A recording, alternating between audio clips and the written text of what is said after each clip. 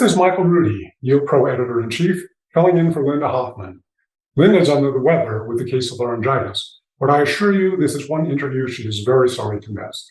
2 years ago, it's hard to believe, Power Hitters is now in its third year, 50 episodes, over 1 million views.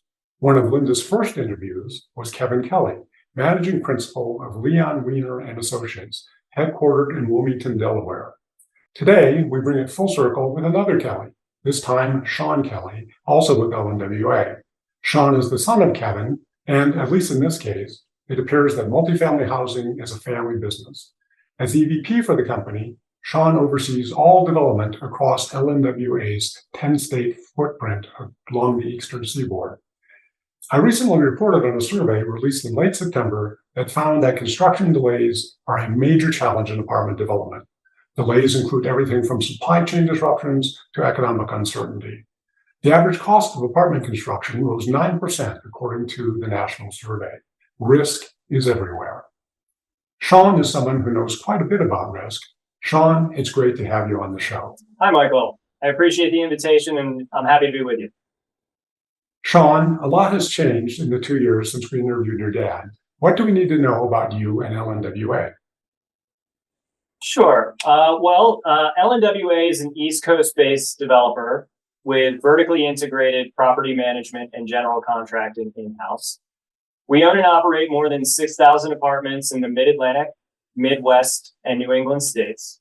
And our company was founded in 1949 by Leon Weiner.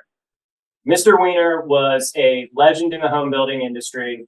And I think, Michael, we could spend an entire podcast discussing his impact. But rather than do that, I would summarize by saying that when Mr. Weiner was inducted into the Housing Hall of Fame, he was called the conscience of the housing industry by his peers.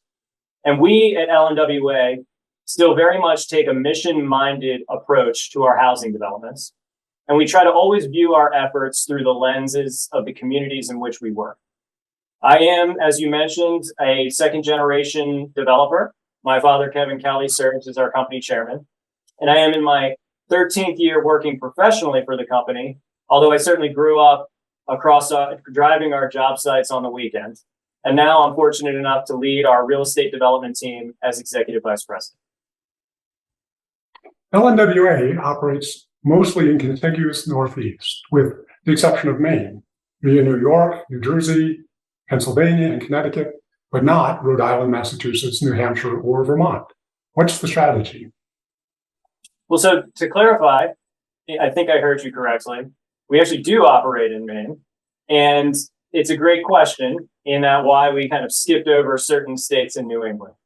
And, given our 70-year history, which has spanned single family, multifamily, and hospitality development, we've become good at a few things. And I would say identifying undervalued opportunities that make sense for our business model is one. And understanding when a partner-driven initiative can drive value for our company or realize value for our company is another. And I would say our presence in Maine is really a combination of those two things. So LNWA works very closely with a group of Portland, Maine-based partners to jointly pursue real estate development deals in that state. And our organization has an office there.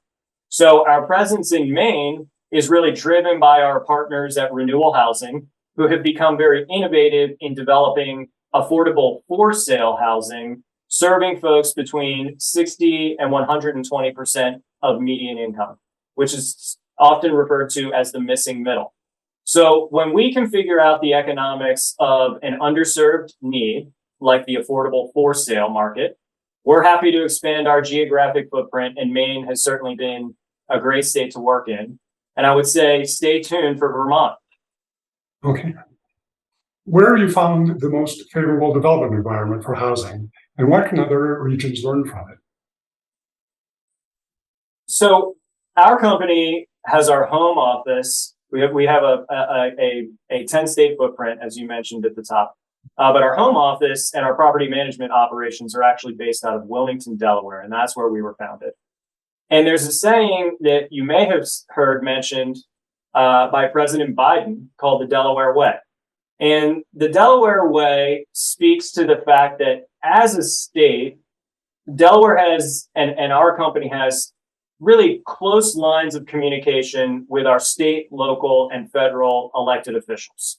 And we, as an organization, believe that advocacy for housing is of utmost importance. So Delaware allows us to bend the ear, so to speak, of our elected officials in a way that we can explain to them in great detail the constraints and the opportunities in providing housing, and specifically affordable housing, which is a core component of our business. So I would not say that Delaware is markedly different in its regulatory scheme from other states that we work in. However, the ability to access decision makers in a way that provides a platform for housing is something that creates deeper focus and therefore a more favorable environment. So we've been very successful in creating housing opportunities across the state. We have completed both affordable rental, market rate rental, for sale housing, and recently this year opened a select service Marriott in Middletown, Delaware. So to kind of fully answer your question, Michael, I think other states could benefit from making housing a top priority of their elected officials. And then organically, that will break down some of these regulatory hurdles that we hear a lot about. In covering the affordable market, I find that it's all in the financing. Product design, not so much. How does affordable product design differ from non-luxury market rate? And can such a thing be built today? Well, in my experience, these days, there's virtually no difference in the quality or aesthetic of affordable rental housing being produced versus market rate rental. We just completed a 50-unit tax credit financed property for seniors in Bucks County, Pennsylvania, that was certified by the Department of Energy as net zero ready, something you rarely, if ever, see completed on the market rate side of the business. So I would say that the design elements in affordable rental are virtually indistinguishable from the market rate counterparts. However, there are certainly flashy amenities that you see in market rate housing, like a large, elaborate pool, for example, that often don't make sense in affordable housing because for us, site selection becomes the priority and is often driven by an ability to co-locate affordable housing near transit opportunities or job opportunities, rather than in locations that would require a resident to utilize their vehicle to get around. So I would just point to the fact that affordable rental housing is consistently winning multifamily industry awards, such as the NAHB Pillar Awards, when paired against its market rate counterparts. And I certainly think that speaks volumes. Could smaller units and fewer amenities be the answer to unsubsidized workforce housing? Or do regulatory requirements, land prices, and construction costs push such product beyond the reach of middle-income workers? So I think that this question ties closely to the need for reforms that are more permissive of higher density housing. We have a patchwork of unsustainable zoning policies nationwide that really limit the production of housing. I recently had the opportunity to see a presentation from a very interesting group out of Cornell University who has established what's called the National Zoning Atlas. And it's a database, and the data in which a database utilizing geographic information systems and mapping technology to really take a close look at our zoning across this country. And really, we are still operating under codes and policies that incentivize single-family housing on oversized lots in the vast majority of our country. And I really think that we need to get back to developing more densely in transit-oriented corridors.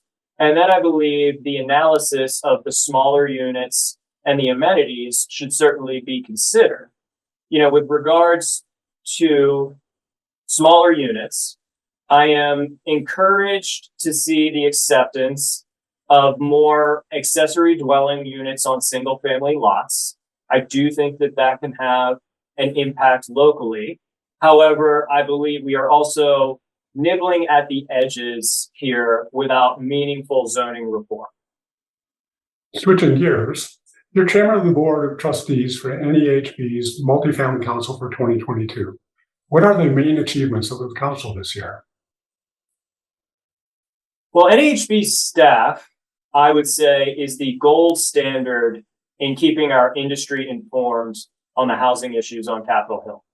You know, from an advocacy standpoint, our group is very concerned about an emerging acceptance of rent control restrictions, for example, has been an issue we've been working very hard on.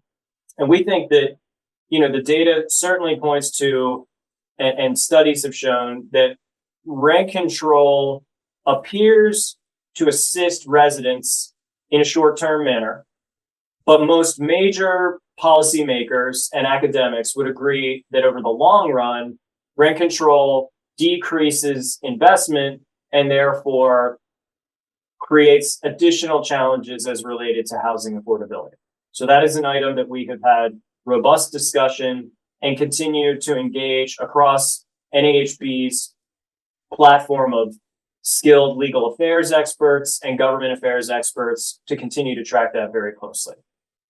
Additionally, Multifamily Council and our group has been an incredibly important resource for accessing and discussing with economists and sharing ideas on what has been the drastically changing interest rate environment of 2022.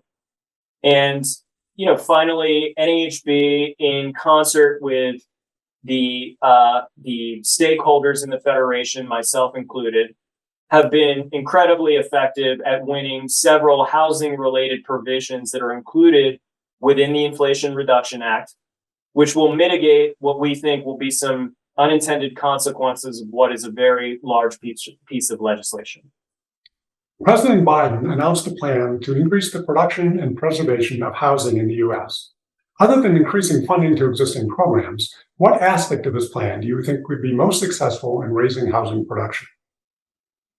Well, I do think that the most near-term tool that the White House can utilize is to expand and improve the existing forms of federal financing for housing, such as community development block grants or the FHA loan programs. That funding will allow developers to offset certain elements of the uncertain interest rate environment. We already talked earlier about the need to incentivize nationwide zoning reform and land use policies. So we were certainly very encouraged to see that message delivered by the Biden White House. Any aspects of this plan that may be counterproductive? While I think the intention is correct, Michael, I think there are aspects of the Biden administration's proposal that involve integrating housing programs and incentives under the Department of Transportation that I'm concerned, and I believe my colleagues at NAHB are concerned, will add more regulatory burden and create additional backlogs. Great show, Sean. Say hi to your dad for us, and I hope we can have you back. I really learned a lot of great stuff. Thank you for having me. Anytime. Something has to change. Just at a time when we should be increasing housing production, it's falling again. I'm glad that we have the best minds focused on solving this decades-old problem. Thank you for joining us today. We hope you enjoyed the show, and thank you for bearing through the impromptu guest host. I can say with certainty that myself and the Yield Pro team are multifamily housing's greatest fans. As such, Linda Hoffman and I are in the process of writing a book on its greats. The stories of builders, developers, and operators who, through time, have made a genuine and valuable mark on the world of apartments. Once published, the book, entitled Grit, will be available everywhere, including the NAHB bookstore. If you know of someone and we're looking for those with a serious track record, the battle-worn, please reach out as we work to capture the successes, the lessons, and the strategies that have made our nation's multifamily housing great. Until then, I'm Michael Rudy. See you on our next exciting episode of Power Hitters.